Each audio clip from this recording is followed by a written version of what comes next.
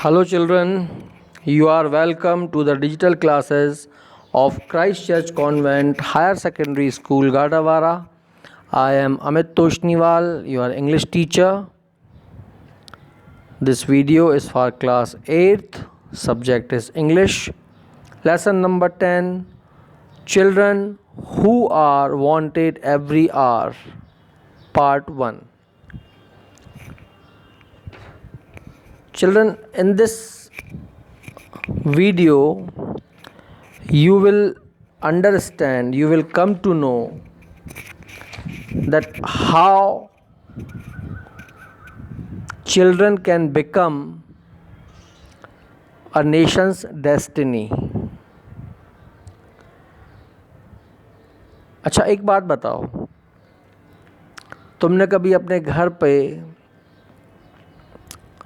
अपने मम्मी को, पापा को या बड़े भाई को, चाचा को या चाची को कभी तुमसे ये कहते सुना होगा या तुमसे कभी उन्होंने कहा होगा, वो देखो उनके यहाँ का लड़का, वो देखो कितना अच्छा है, खूब पढ़ाई करता है, घर का काम भी करता है, खेलने में भी अच्छा है, उसके वर्च्यूज़ अच्छे हैं। कभी ऐसा सुनने को तुम्हें मिला होगा, या किसी रिश्तेदार का बेटा, ऐसा कभी तुमने सुना होगा। तो ऐसा क्यों होता है? Do you know?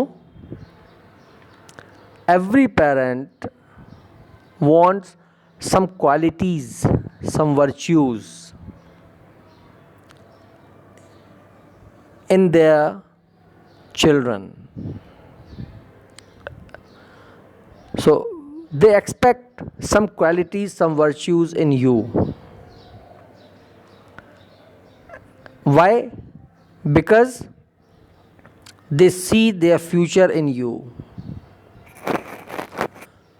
The same happens with a nation.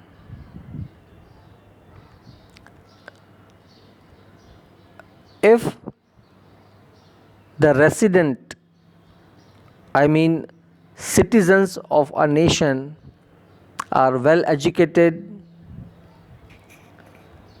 they are capable, they have scientific approach, they believe in their convictions,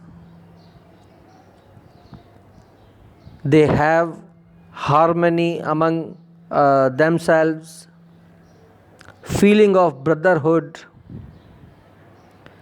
and ever ready to take up any challenge.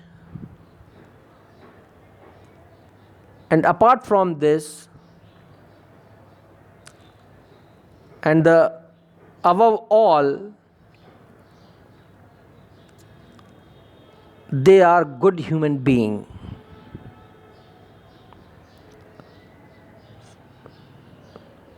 If such sort of citizens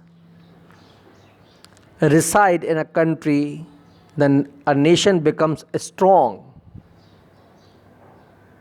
politically, economically, financially, and stands shoulder to shoulder with other nations of the world. तो ऐसा कहा जाता है कि बच्चे जो हैं वो देश का भविष्य हैं। आप में से ही कोई इंजीनियर बनेगा, कोई डॉक्टर होगा, कोई बहुत बड़ा नामी वकील बनेगा, कोई इंडस्ट्रियलिस्ट उद्योगपति बनेगा, कोई बिजनेस टाइकून होगा, एंटरप्रेन्योर बनेगा। लेकिन ये सब होने के लिए कुछ क्वालिटीज़, कुछ वर्च्यूज़ आपके अंदर होना ज़रूरी हैं। तो you see, the first question is asked. You look at the screen. Are you physically strong?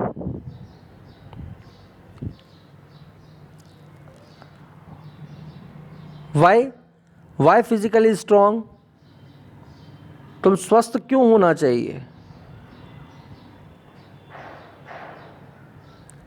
इसीलिए क्योंकि there is a saying A sound mind resides in a sound body. यदि आप हेल्थी हैं, यदि आप फिट हैं, तो you can be mentally fit also.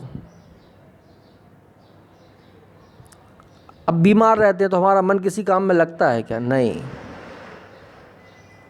When you are sick,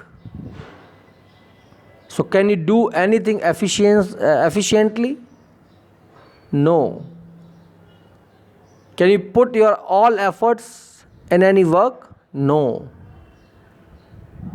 So first of all, this is our responsibility to be fit physically, to become strong physically. And for this, what is required? क्या सबसे ज़रूरी है कि तुम physically strong रहो? उसके लिए ज़रूरी है कि तुम आउटडोर गेम्स में इन्वॉल्व रहो, इंडोर में नहीं. दिन भर मोबाइल लेके नहीं बैठे रहना है. मोबाइल लेके बैठ गए, पबजी खेल रहे हैं, अब तो शायद बंद हो गया वो.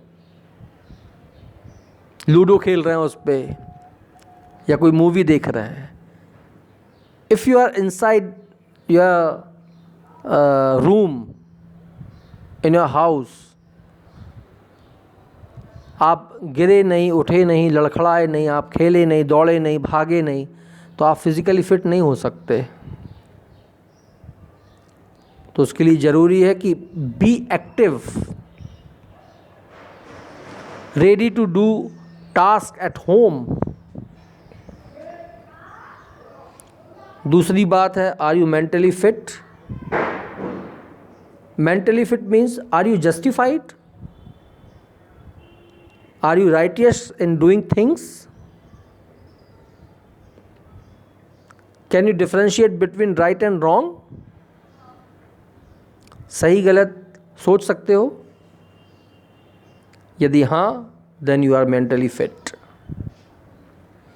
And do you think that you are always ready to work?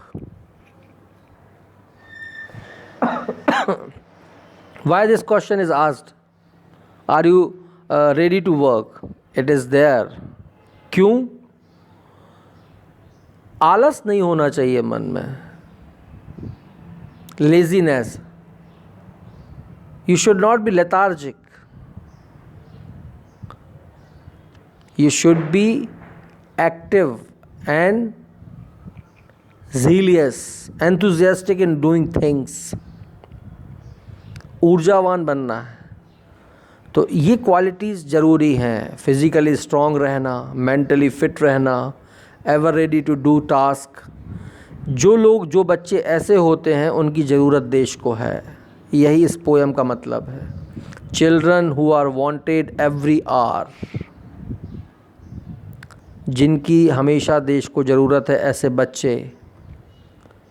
तो बच्चों में कौन कौन सी क्वालिटीज़ होना चाहिए, वो इस पोएम में बताई गई हैं.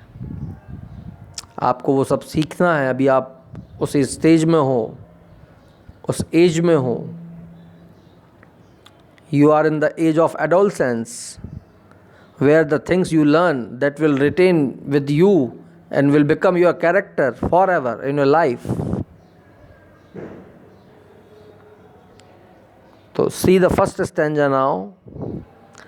Children of spirit, children of will, children of muscle, brain and power, fit to cope up with anything, these are wanted every hour.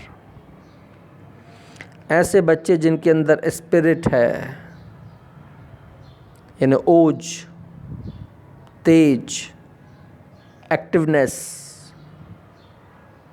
Children of will, will यानी संकल्प, दृढ़ प्रतिज्ञ.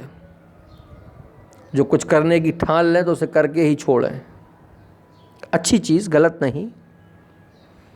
Children of muscle, brain and power, ऐसे बच्चे, muscle मतलब वो physically strong हो, brain यानी mentally fit हो, पावर शक्तिशाली हो, बलवान हो. और जो फिट हो किसी भी चीज़ से कॉप अप करने के लिए, कॉप अप यानी कि कोऑपरेट करने के लिए, तो ऐसे बच्चों की देश को ज़रूरत है. Not the weak and whining drones who are troubles magnify, nor the watch word of I can't, but the nobler one I'll try. ऐसे बच्चों की ज़रूरत नहीं है जो वीक हैं, कमज़ोर हैं। और विनिंग ड्रोन्स मतलब जो चुगली करते हैं, कंप्लेनिंग, ये कर रहा है, वो कर रहा है, दूसरों को देखने में बिजी हैं। तो check yourself, not to others. हम सुधरेंगे, युग सुधरेगा। तो दूसरों को सुधारने की होड़ में नहीं रहना है, हमें खुद ठीक बन जाना। यदि सारे लोग ये काम कर लें, खुद सारे लोग राइटियस हो जाएं, ठीक हो जाएं, एक दूसरे पर ब्लेम ना करें, चुगली ना करें, कंप्लेनिंग ना हो, ऐसे क्वालिटीज़ हमारे अंदर होना चाहिए। यदि वो चुगली करते हैं, वीक हैं, तो वो हमारी मुश्किलों को मैग्नीफाई, बढ़ा देते हैं। दे इंक्रीजेज द ट्रबल। देखा होगा तुमने क्लास में कुछ बच्चे रहते हैं जो दिन भर चुगली करते हैं, सर ये कर रहा है, वो कर रहा है, ये कर रहा है, पढ़ाने नहीं देते टीचर्स को, तो वो मुश्किलें खड़ी करते हैं क्लास में। एक जो एटमॉस्फेयर होता है पढ़ाई का, वो ख़त्म हो जाता है। तो चुगली करने वाले लोग मुश्किलें बढ़ाते हैं। Nor the watch word of I can't, जो ये ना कहें कभी कि मैं नहीं कर सकता। They should not find themself incapable of doing things. लेकिन वो हमेशा ये सबसे अच्छी बात जो होती है, नॉबलर मतलब द सुप्रीम, द ग्रेट, वो हमेशा ये कहें कि आई विल ट्राई, मैं कोशिश करूँगा, ज़रूर करके देखूँगा मैं। चीज़ों को वो इम्पॉसिबल ना समझें। They should make the things possible, putting their efforts. मेहनत करें। They should work hard to do something, to achieve something. Third stanza. Do whatever you have to do with a true and earnest zeal. Bend your snooze to the task. Do it with all honest will. जो तुम करना चाहो सब करो, लेकिन उसे करो पूरी सच्ची लगन के साथ। True and earnest zeal. झील यानी उत्साह, उमंग। जो भी कर रहे हो उसमें तुम्हारी लगन होना चाहिए, उत्साह होना चाहिए। बेमन से मत करो किसी भी काम को। जो भी कर रहे हो पूरा मन लगा के करो, सच्ची लगन लगा के करो। Bend your sinews to the task. जो भी टास्क यानी काम कर रहे हो उसमें अपनी पूरी ताकत लगा दो और उसको पूरी ईमानदारी के साथ करो। ऑनेस्ट विल, ईमानदारी के साथ करो हर काम। Last stanza. In the workshop, on the farm, at the desk, wherever you are, you be, from your future effort children comes a nation's destiny. तुम कहीं पर भी हो, चाहे वर्कशॉप में हो, चाहे तुम फॉर्म यानी खेत में हो, कहीं भी काम करो। डेस्क यानी कि तुम यदि कोई प्रोफेशनल हो, डेस्क पर बैठ के काम करते हो, डॉक्टर हो, इंजीनियर हो या लॉयर, जो डेस्क पर बैठ के काम करने वाले लोग हैं, कहीं पर भी कोई भी काम करो, तुम्हारे ही फ्यूचर एफर्ट्स से, तुम जो एफर्ट्स कर रहे हो, कोशिश कर रहे हो, मेहनत कर रहे हो, बच्चों, कम्स अ नेशंस डेस्टिनी, तुमसे ही देश की तकदीर बनती है, देश का भाग्य बदलता है। तो ये क्वालिटीज़ तुम्हारे अंदर होना चाहिए, और ये क्वालिटीज़ हम अभी लर्न करते हैं, अभी इम्बाइब होती हैं हमारे कैरेक्टर में। हम क्या होंगे कल, वो डिपेंड करता है कि हम आज क्या करते हैं।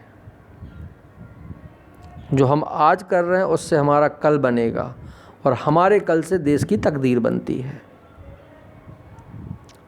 सो I expect the same from you all.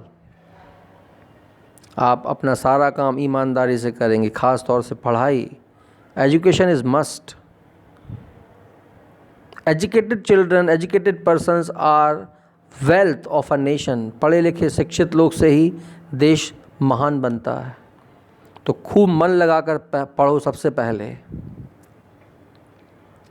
अपने आप को फिज़िकली फ़िट रखो, मेंटली फ़िट रखो, और जो भी काम तुम्हारे घर के हैं, तुम्हारे आस पड़ोस के हैं, स्कूल के हैं, उन्हें पूरी सच्ची श्रद्धा, लगन और मेहनत लगा के करो। Okay, so this is the explanation of poem. You will be sent question answers after this, so learn them well. Thank you.